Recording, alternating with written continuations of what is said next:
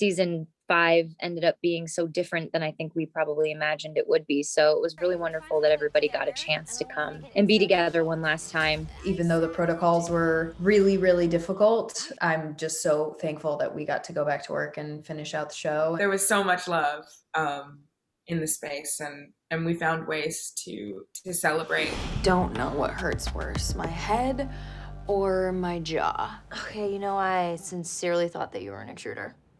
I think you will feel satisfied, but not in that Disney fairy tale kind of way where it's like wrapped up. I think it's satisfied in the way of this is how life is. I wish that I could just move on with my life, but getting over Richard is going to be a process. Speaking specifically about Sutton and Richard, there's the situation that they find themselves in is just so complicated because no matter what happens, somebody doesn't get something that they desperately want. I do think that the audience will be really happy with the outcome of that scenario. I know I am.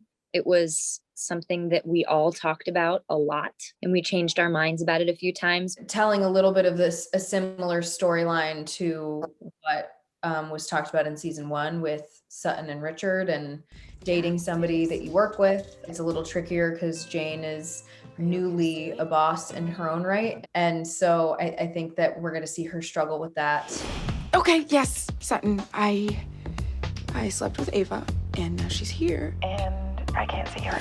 Due to COVID, it's very complicated to shoot those scenes, especially given that we're in Quebec. So there's no kissing. We have to put on prosthetic masks. And it's like this Darth Vader, weird, skin colored mask. So you just don't look like you have a nose or a mouth. And there's just a free hanging tube. And in the scene, I had to face camera. Obviously it's not going to be on the show, but in the context of shooting it.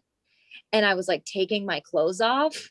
And one of the camera guys just started cracking up laughing. It was really hard to just have to do those scenes without laughing. When I had to wear it, the guy had to be like, "You look so beautiful." And the camera's on him, so you can't see me, but he's telling somebody with a Darth Vader prosthetic that they're beautiful. Hey! What, are you gonna wear that all day? Yes. Now they're even.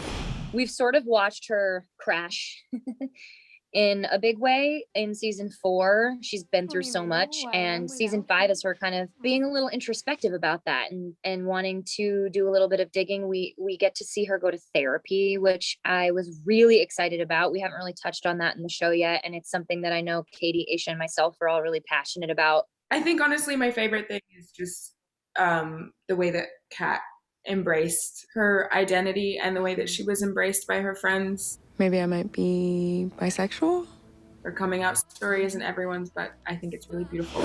One of the things that the show does so well is just sort of normalize and make accessible certain things that can otherwise be difficult to talk about. It's just exciting to see that the themes that we talk about on the show and what resonates with people is something that's universal. The show is meant for everybody, so I'm so happy that everyone's watching it and loving it, and we just hope that you see this last season as the love letter that it was intended to be.